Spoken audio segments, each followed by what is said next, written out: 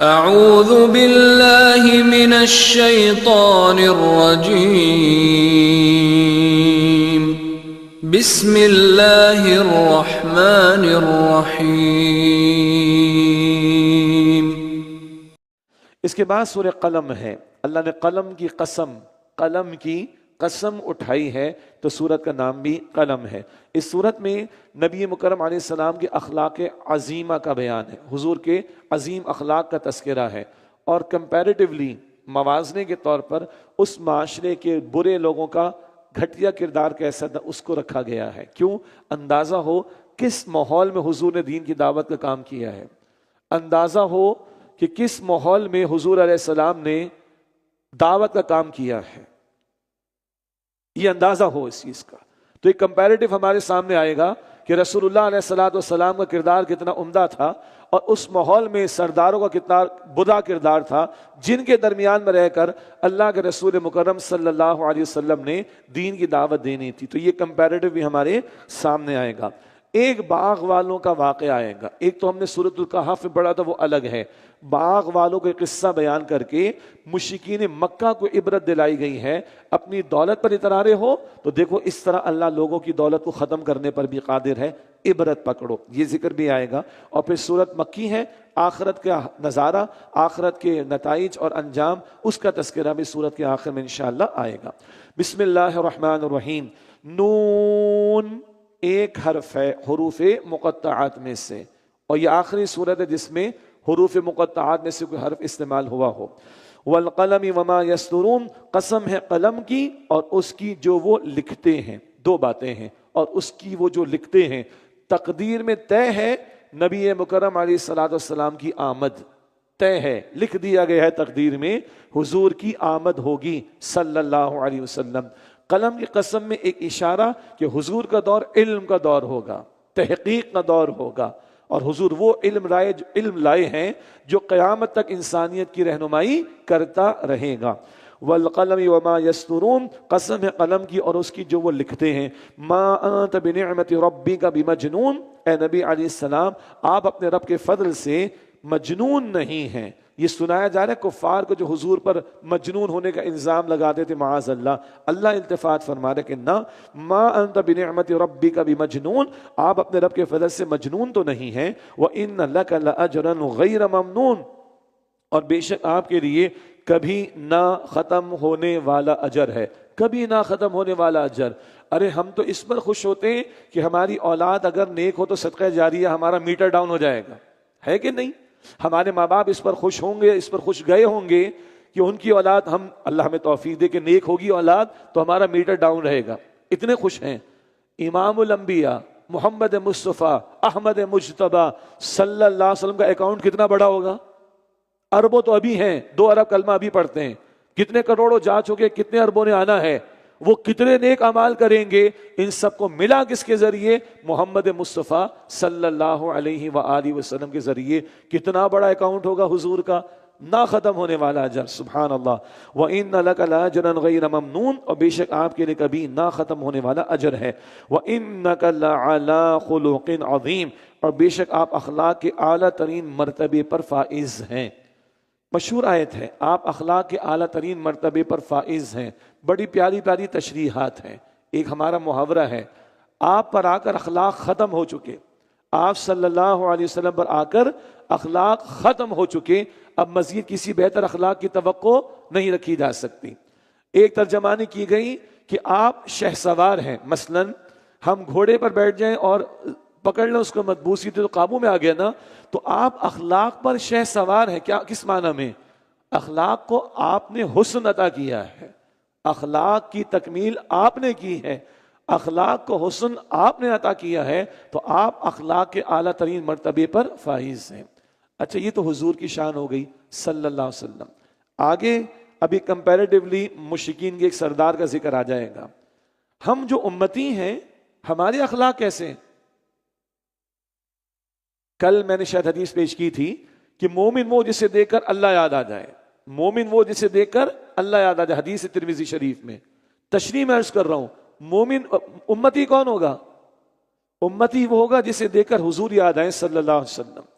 تو تاج امت کی گفتگو، کردار، لین دین، ڈیلنگز اور معاملات کو دیکھ کر دنیا کو رسول اللہ یاد آتے ہیں صلی اللہ علیہ وسلم، تو ہمارے سامنے کوشچن مارک ہے۔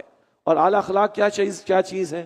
اللہ کے نبی علیہ السلام نے فرمایا کہ قیامت کے دن مجھ سے سب سے زیادہ قریب وہ لوگ ہوں گے جن کے اخلاق اچھے ہوں گے، اور قیامت کے دن مجھ سے سب سے زیادہ دور وہ لوگ ہوں گے جن کے اخلاق برے ہوں گے۔ اور حضور نے فرمایا عمدہ اخلاق کے ذریعے، اعلیٰ اخلاق کے ذریعے ایک بندہ وہی مقام پا لیتا ہے جو اس شخص کا مقام ہے جو روزانہ رات کو نوافل ادا کرتا ہو اور ہمیشہ دن میں روزے رکھتا ہو۔ اللہ اکبر! جو رات کو ہمیشہ نوافل، دن میں ہمیشہ روزے رکھنے والا، بڑا مقام ہے نا۔ یہی مقام اس سے مل جاتا ہے جو عمدہ اخلاق کا مظاہرہ کرنے والا ہو۔ اللہ سبحانہ وتعالی ہمیں عمدہ اخلاق کو اختیار کرنے کی توفیق عطا فرمائے۔ ارشاد ہوا وَإِنَّكَ لَعَلَىٰ خُلُقٍ عَظِيمٍ، اور بے شک آپ اخلاق کے اعلیٰ مرتبے پر فائز ہیں صلی اللہ علیہ وسلم۔ فَسَتُبْصِرُ وَيُبْصِرُونَ، تو ان قریب آپ بھی دیکھیں گے اور وہ کافر بھی دیکھ لیں گے۔ بِأَيِّكُمُ الْمَفْتُونَ، کہ تم میں سے کون مجنون ہے۔ یہ آج حضور پر الزام لگا رہے معاذ اللہ، ان کی عقل اور مت ماری گئی ہے۔ مجنونوں کا کردار ایسا ہوتا ہے جو محمد مصطفیٰ کا کردار ہے علیہ السلام، صادق امین، فیصلے تم نے کرائے۔ مجنونوں کا ایسا کردار ہوتا ہے، کوئی زبان ہے تمہارے پاس، کوئی الزام ہے تمہارے پاس، بے وقعت قسم کے الزامات، بے وزن قسم کی باتیں تم کر رہے ہو۔ ان ربک هو اعلم بمن ضل عن سبیلہ وهو اعلم بالمہتدین، بے شک آپ کا رب خوب جانتا ہے اسے جو اس کے راستے سے بھٹک گیا، اور اللہ ان کو بھی خوب جانتا ہے جو ہدایت یافتہ ہیں۔ فلا تطع المکذبین، تو آپ جھٹلانے والوں کی بات نہ مانیں۔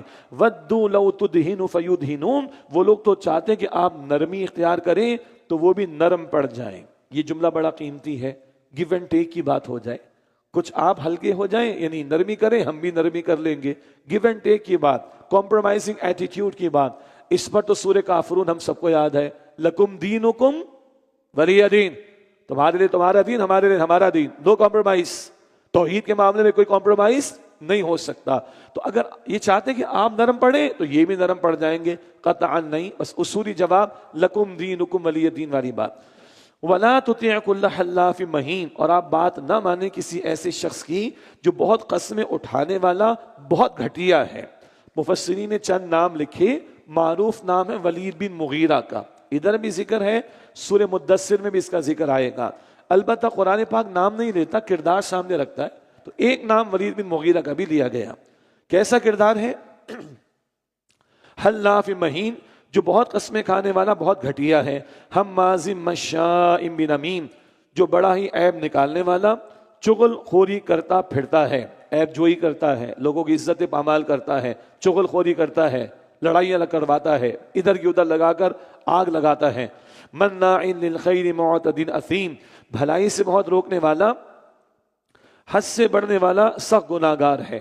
اور خیر کا لفظ مال کے بارے میں بھی آتا ہے، بھلائی سے روکنے والا، یہ بھی ترجمہ ٹھیک ہے، اور مال سے روکنے والا یعنی مال کو روکنے والا، مال رائے خدا میں خرچ نہ کرنے والا یعنی کنجوس۔ معتد اثیم، حد سے بڑھنے والا، سخت گناہگار ہے۔ عتل بعد ذلک زنیم، بد مزاج، اس کے علاوہ بد اصل بھی ہے، اس کے نسب کا نہیں پتا، اس کے نسب کا نہیں پتا۔ اور جتنے لوگ گستاخیاں کرتے ہیں رسول اللہ کی شان اقدس میں، ان کی اکثریت کی تعداد ایسی ہوتی ہے بد اصل، ان کے کسی نسب کا پتہ نہیں ہوتا، حرام کا نطفہ ہوتے ہیں وہ، اور اس طرح کی حرکتوں کی طرف جا رہے ہوتے معاذ اللہ۔ عتل بعد ذلک الزنیم، بد مزاج، اس کے علاوہ بد اصل بھی ہے۔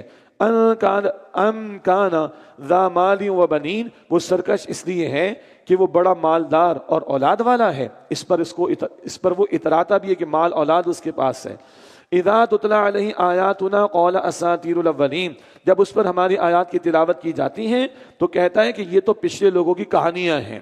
اللہ تعالیٰ کا تبصرہ، سنسمہ علی الخرطوم، ہم ان قریب اس کی ناک پر داغ لگائیں گے۔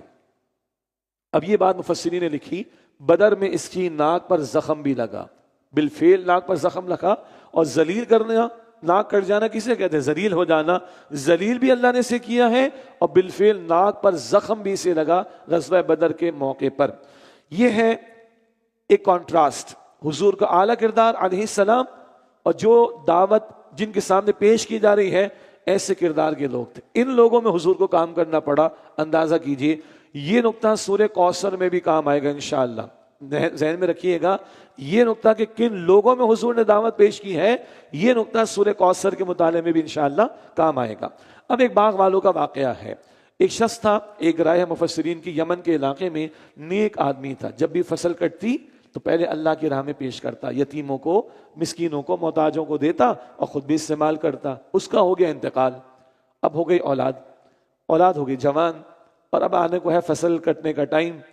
اب اولاد بھائیوں نے کہا کہ وہ بھائی صبح تو آ جائیں گے محتاج، early hours of the morning میں چلو، رات ہی رات نکلو، بس صبح ہوتے ہی کاٹ کے نکال کے آ جاؤ تاکہ غریبوں کو دینا نہ پڑے. اس انداز سے گھر سے چلے ہیں اور جب پہنچے تو پاگل ہو گئے، پریشان ہو گئے. باغ سارا اجڑ گیا. پھر سمجھ میں آئی کہ ہم نے اللہ کی نافرمانی کی. پھر اللہ نے کی طرف انہوں نے رجوع بھی کیا ہے، باغ ان کا مٹا دیا گیا تھا. یہ واقعہ بیان کر کے مشرکین مکہ جو دولت پر اترا رہے تھے ان کو عبرت اللہ تعالیٰ دلا رہا ہے. فرمایا انا بلوناہم کما بلونا اصحاب الجنہ، بے شک ہم نے انہیں اسی طرح آزمایا ہے جس طرح ہم نے باغ والوں کو آزمایا تھا. اذ اقسموا لیصرمنها مصبحین، جب انہوں نے قسم اٹھائی تھی کہ ہم صبح ہوتے ہی ضرور اس باغ کا پھل توڑ لیں گے. ولا یستثنون، اور استثناء نہیں کیا. استثناء کا مطلب انشاء اللہ نہیں کہا، اللہ چاہے گا تو، یہ نہیں کہا انہوں نے. فرمایا فطاف علیہا طائف من ربک، تو رات کے وقت اس باغ پر ایک پھرنے والا عذاب پھر گیا. وہم من ربک، آپ کے رب کی طرف سے. وہم نائمون، جبکہ وہ سو رہے تھے. ان کے سونے کے دوران میں عذاب پھر گیا ان کے باغ پر. فاصبحت کالصریم، تو صبح کو باغ کٹی ہوئی کھیتی کی طرح ہو گیا. فتنادوا مصبحین، پھر صبح ہوتے ہی وہ لوگ ایک دوسرے کو پکارنے لگے. ان غدوا علی حرثکم، کہ صبح سویرے اپنے کھیت کی طرف چل پڑو. ان کنتم صارمین، اگر تم پھل توڑنا چاہتے ہو. یہ پلان بنا کر چل رہے ہیں. فانطلقوا، تو وہ چل پڑے. وہم یتخافتون، اور وہ آپس میں چپکے کہتے جاتے تھے اللہ یدخلنہ اليوم علیکم مسکین، کہ آج تمہارے پاس اس باغ میں ہرگز کوئی مسکین داخل نہ ہونے پائے. وغدوا علی حرد قادرین، اور وہ صبح سویرے یہ سمجھتے ہوئے نکل پڑے کہ وہ مسکینوں کو روکنے پر قادر ہیں. فلما رأوها قالوا انا لضالون، تو جب انہوں نے اس ویران باغ کو دیکھا تو کہنے لگے کہ یقیناً ہم تو ضرور راستہ بھول گئے، بھائی کوئی غلط جگہ پر آ گئے. نہ بل نحن محرومون، جب غور سے دیکھا تو پکار اٹھے بلکہ ہم تو محروم ہو گئے. ارے بھائی پلاٹ تو ہمارا ہی ہے، جگہ تو ہماری ہے، علاقہ تو ہمارا ہی ہے، فصل غائب ہے، باغ اجڑ چکا ہے. قال اوسطہم، ان میں جو نسبتاً بہتر تھا اس نے کہا. یہ بات سورہ یوسف میں بھی آئی تھی، یاد آیا؟ سارے بھائی برابر نہیں ہوتے، 5 انگلیاں برابر نہیں ہوتی. نسبتاً بہتر ایک بھائی ادھر بھی تھا، اس نے کیا کہا؟ قال اوسطہم، ان میں سے جو نسبتاً بہتر تھا اس نے کہا الم اقل لکم لولا تسبحون، کیا میں نے تم سے نہیں کہا تھا کہ تم تسبیح کیوں نہیں کرتے؟ قالوا سبحان ربنا انا كنا ظالمین، تب وہ کہنے لگے ہمارا رب پاک ہے، بے شک ہم ہی ظالم تھے. اعتراف کیا ان لوگوں نے. فاقبل بعضهم على بعض يتلاومون، پھر وہ ایک دوسرے کی طرف متوجہ ہو کر ایک دوسرے کو ملامت کرنے لگے. قالوا یا ویلنا انا كنا طاغین، انہوں نے کہا کہ ہائے افسوس ہم پر، بے شک ہم ہی سرکش تھے، ہم نے برا ارادہ کیا، مسکینوں کو محروم کرنے کا ارادہ برا کیا. اللہ نے حق رکھا ہے نا فصل میں، یہ غریبوں کو بھی جانا چاہیے، عشر جانا چاہیے ہماری شریعت کی تعلیم کے مطابق.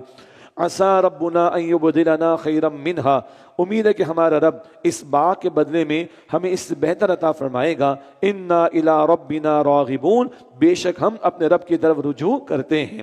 چلیے ان کا اختتام اچھا ہوا، انہوں نے اعتراف کر لیا. گویا کہ اعتراف توبہ کا پہلا قدم ہے، ندامت توبہ کا پہلا قدم ہے، تو اللہ نے آگے آسانی بھی فرمائی ہوگی. اب مشرکین مکہ کو یہ واقعہ بیان کر کے بتایا جا رہا ہے کذالک العذاب، اس طرح عذاب ہوتا ہے، اس طرح عذاب ہوتا ہے. یعنی تم اپنے مال پر اترا رہے ہو، دولت پر اترا رہے ہو، اللہ مٹا دے تمہارے مال کو، جیسے اللہ نے باغ کو مٹا دیا. اللہ عبرت دلا رہا ہے مشرکین مکہ کو. وَلَعَذَابُ الْآخِرَةِ اکبر، اور آخرت کا عذاب یقیناً سب سے بڑا ہے. لَوْ كَانُوا يَعْلَمُونَ، کاش کہ وہ لوگ جانتے.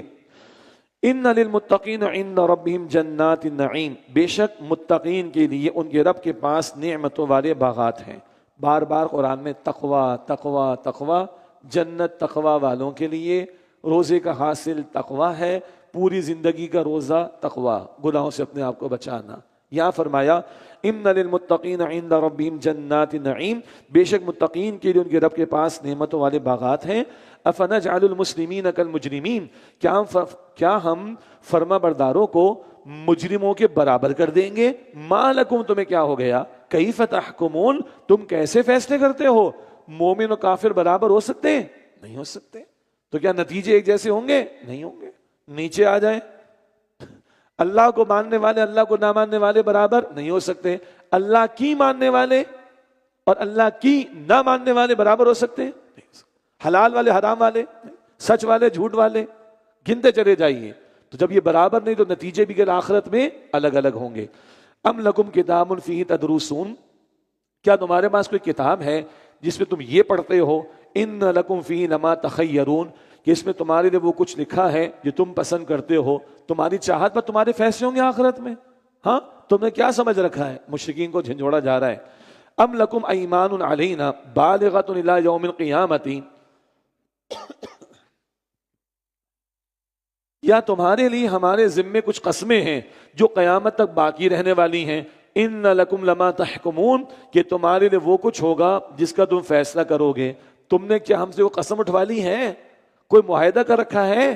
کوئی وعدہ لے لیا ہم سے کہ تم مشرکوں کو جو پسند ہے وہ ملے گا، تمہاری چاہتوں پر عمل ہوگا؟ یہ بڑا سرزنش کا انداز ہے اللہ کی طرف سے۔ سلہم ایہم بذالک زعیم، ان سے پوچھئے ان میں سے کون اس کا ذمہ دار ہے؟ کون ہے جو ذمہ داری لیتا ہے کہ ہاں ہم نے معاہدہ کر لیا اللہ سے، ہاں اللہ نے قسم اٹھا لی ہے، اللہ ہمیں دے کر رہے گا، بتاؤ کون اس کا ذمہ دار بنتا ہے؟ یہ جھنجھوڑا جا رہا ہے مشرکین کو۔ فرمایا ام لہم شرکاء، یا ان کے اور بھی کوئی شریک ہیں؟ فلیاتوا بشرکائہم ان کانوا صادقین، تو اپنے شریکوں کو لے آئیں اگر وہ سچے ہیں۔ یوم یکشف عن ساق، جس دن پنڈلی کھول دی جائے گی، وَيُدْعَوْنَ إِلَى السُّجُودِ، اور انہیں سجدے کے لیے بلایا جائے گا، فَلَا يَسْتَطِيعُونَ، تو وہ سجدہ نہ کر سکیں گے۔ بہت سخت مقام ہے، یہ بہت سخت بات ہے۔ خاشعۃ ابصارہم ترہقہم ذلہ، ان کی آنکھیں جھکی ہوں گی، ان پر ذلت چھا رہی ہوگی۔ وَقَدْ كَانُوا يُدْعَوْنَ إِلَى السُّجُودِ وَهُمْ سَالِمُونَ، اور حالانکہ وہ دنیا میں سجدے کے لیے بلائے جاتے تھے جبکہ وہ صحیح سالم تھے۔ پنڈلی کھولی جائے گی، عربی محاورے کے مطابق یہ بہت ہی شدید سخت کیفیت کے لیے ہے، شدید سختی کا معاملہ، شدید مصیبت کا معاملہ، انتہائی سختی کا معاملہ۔ تو عرب کہتے پنڈلی کا کھل جانا۔ ایک مراد تو یہ ہے، کیا مطلب؟ وہ قیامت کے دن بڑا ہولناک ہے، اور پھر کیا ہونا ہے؟ سجدوں کے لیے بلایا جائے گا۔ کیا مطلب؟ رب کائنات حکم دے گا جھکو جھکو، سجدہ کرو۔ کچھ لوگ کرنا چاہیں گے نہیں کر سکیں گے، اور بخاری شریف کی حدیث ہے، چاہیں گے بھی تو چلو، تو اللہ سامنے حکم دے رہا ہے، ان کی کمر تختے کی طرح سخت کر دی جائے گی، جھک ہی نہیں سکیں گے۔ کیوں؟ دنیا میں بلایا گیا تھا، آؤ نماز کی طرف، آؤ جھکنے کی طرف، آؤ اللہ کی بندگی کی طرف، نہیں پکار سنی دنیا میں، نہیں آئے نماز کو، نہیں جھکے اللہ کے سامنے۔ دنیا میں امتحان میں ڈالا گیا تھا، نہیں جھکے، قیامت میں چاہیں گے بھی تو نہیں جھکنے دیا جائے گا، ان کی کمر کو تختے کی طرح سخت کر دیا جائے گا۔ یہ بخاری شریف کی حدیث۔ ذلت چھا رہی ہوگی۔ اللہ ہمیں معاف کرے بھائی، آج جھکنے کی توفیق دے۔ رمضان میں بھی نماز میں جھکنا ہے، رمضان کے بعد بھی نماز میں جھکنا ہے، طے کر دیں۔ آپ میرے اور آپ کے رمضان کی ایک قبولیت پتہ ہے کیا ہے؟ انشاءاللہ زندگی میں تبدیلی آتی ہے۔ ہمارے اساتذہ نے سمجھایا، ایک بیٹا کوئی کام پکڑ لو کہ یہ میں نے نہیں چھوڑنا، چلے ٹو اسٹارٹ وتھ نماز، میں نے نہیں چھوڑنی، اب طے کر لیں اس کو۔ اللہ مجھے اور آپ کو توفیق عطا کرے۔ پھر زندگی بھر کا جھکنا ہے، نماز میں بھی اللہ کو بڑا ماننا، نماز کے علاوہ بھی اللہ کو بڑا ماننا ہے۔ اللہ ہمیں توفیق عطا فرمائے۔ جو آج نہیں جھک رہا کل رب کے سامنے نہیں جھک سکے گا، چاہے گا بھی توفیق نہیں ملے گی، تختے کی طرح کمر سخت ہو جائے گی۔ استغفر اللہ۔ وَقَدْ كَانُوا يُدْعَوْنَ إِلَى السُّجُودِ وَهُمْ سَالِمُونَ، اور حالانکہ وہ دنیا میں سجدے کے لیے بلائے جاتے تھے جبکہ وہ صحیح سالم تھے. فَذَرْنِي وَمَنْ يُكَذِّبُ بِهَذَا الْحَدِيثِ، تو آپ مجھے اور اسے چھوڑ دیجئے جو اس کلام کو جھٹلا رہا ہے. سَنَسْتَدْرِجُهُمْ مِنْ حَيْثُ لَا يَعْلَمُونَ، ہم انہیں آہستہ آہستہ تباہی کی طرف لے جائیں گے اس طرح کہ انہیں معلوم بھی نہیں ہوگا. سنستدرجہم، یہ الفاظ پہلے بھی آئے. استدراج کا لفظ اس سے بنا ہے، استدراج، دھوکہ. دھوکہ، دنیا پرس کو دھوکہ کیا ہوتا ہے؟ میں تو بڑا اچھا ہوں، مال ہے، اولاد ہے، نوکر چاکر سب کچھ ہے. برا ہوتا تو یہ تھوڑا ہی ملتا، یہ دھوکہ ہوتا ہے. ہاں اللہ کی فرمانبرداری کے ساتھ محلات بھی مل جائے کوئی ایشو نہیں. اللہ کے ساتھ سرکشی کرتے ہوئے عیاشیاں ہو رہی ہیں، ڈرنا چاہیے، دھوکہ تو نہیں. تو آہستہ آہستہ تباہی کی طرف ہم انہیں لے جائیں گے. من حیث لا یعلمون، اس طرح کہ انہیں معلوم بھی نہیں ہوگا. وَأُمْلِي لَهُمْ، اور میں انہیں مہلت دے رہا ہوں. إِنَّ كَيْدِي مَتِينٌ، بے شک میری تدبیر بہت مضبوط ہے. ام تسألون اجرا فهم من مغرم مثقلون، اے نبی علیہ السلام کیا آپ سے کوئی اجر مانگتے ہیں کہ وہ تاوان کے بوجھ سے دبے جا رہے ہیں؟ آپ نے کوئی ان سے پیسہ مانگا ہے؟ دین پیش کر رہے ہیں، آپ سے ان سے کوئی اجرت مانگی ہے کہ ان کو بوجھ لگ رہا، اس کے بوجھ تلے دبے جا رہے ہیں؟ ام عندهم الغیب فهم یکتبون، یا ان کے پاس غیب کا علم ہے کہ جسے وہ لکھ رہے ہیں؟ اب حضور علیہ السلام کے لیے اللہ کی طرف سے تسلی کا سامان اور صبر کی تلقین، اور حضور کے ذریعے امت کو بھی. فاصبر لحکم ربک، تو آپ اپنے رب کے حکم کے لیے صبر کیجئے. ولا تکن کصاحب الحوت، اور آپ مچھلی والے جناب یونس علیہ السلام کی طرح مت ہو جائیے. اذ نادى وهو مکظوم، جب انہوں نے اللہ کو پکارا تھا اس حال میں کہ وہ غم سے بھرے ہوئے تھے، مچھلی کے پیٹ میں پہنچ گئے تھے. لولا ان تدارکہ نعمت من ربہ، اگر انہیں نہ سنبھالا ہوتا ان کے رب کے فضل نے، لنبذ بالعراء وهو مذموم، تو وہ یقیناً چٹیل میدان میں ڈال دیے جاتے اس حال میں کہ وہ الزام دیے ہوئے ہوتے. لیکن اللہ کی رحمت نے انہیں تھاما. 3 تاریکیوں میں انہوں نے پکارا لا الہ الا انت سبحانک انی کنت من الظالمین. اللہ نے قبول فرمایا، اللہ نے ان کو نجات عطا فرمائی.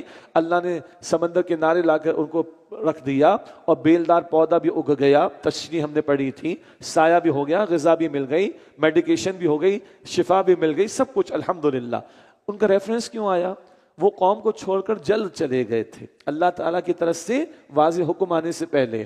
بس ذرا ایک جلد چلے جانے کا پہلو تھا. حوالہ دے کر حضور علیہ السلام کو فرمایا جا رہا ہے ان کے بارے میں آپ جلدی کا معاملہ نہ کیجئے، اپنے وقت پر ان مشرکین، ان کفار کے لیے اللہ تعالیٰ کی طرف سے سزا کا فیصلہ آ جائے گا. ہاں، یونس علیہ السلام کا ذکر کرنے کے فوراً بعد اللہ فرما رہا ہے فَجْتَبَاهُ رَبُّهُ، پھر ان کے رب نے انہیں چن لیا یونس علیہ السلام. فَجَعَلَهُ مِنَ الصَّالِحِينَ،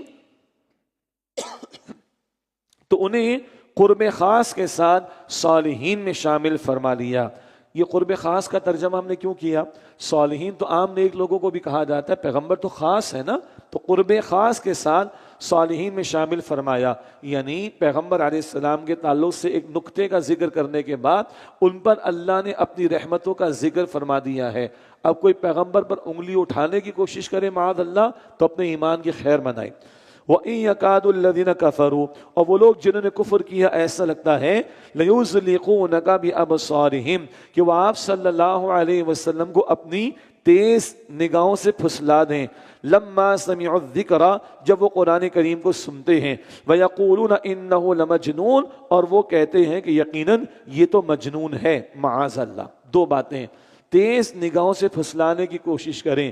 ایک تو ہوتا ہے نا کہ گھورنا، تو یہ غضب کی علامت ہوتی ہے، یہ دشمنی پر اتر آئے ہیں، آپ کو گھور گھور کے دیکھ رہے ہیں. ایک تو یہ معنی ہے، اور ایک معنی بہرحال ایک خاص فن ہوتا ہے جس کے ذریعے گھور کر لوگوں کو نقصان پہنچایا جاتا ہے. اس زمانے میں بھی کچھ اس طرح کے لوگ ہوں گے تو ان کو معین کیا گیا ہوگا رسول اللہ علیہ السلام کو معاذ اللہ نقصان پہنچانے کے لیے، تو شاید اس کی طرف بھی اشارہ ہو. لیکن اللہ نے حضور کی حفاظت کا اہتمام فرمایا ہے. لما سمعوا الذکر، جب وہ قرآن کو سنتے ہیں، وَيَقُولُونَ إِنَّهُ لَمَجْنُونَ، اور وہ کہتے ہیں کہ یہ مجنون ہے معاذ اللہ. اس کا جواب سورت کے شروع میں آ چکا، وَإِنَّكَ لَعَلَىٰ خُلُقٍ عَظِيمٍ، اے نبی علیہ السلام آپ اخلاق کے بلند ترین مرتبے پر فائز ہیں. وَمَا هُوَ إِلَّا ذِكْرٌ لِلْعَالَمِينَ، حالانکہ قرآن تو تمام جہانوں کے لیے نصیحت ہے. اللہ اس سے نصیحت لینے اور ہدایت حاصل کرنے کی ہمیں توفیق عطا فرمائے. وآخر دعوانا ان الحمد للہ رب العالمین.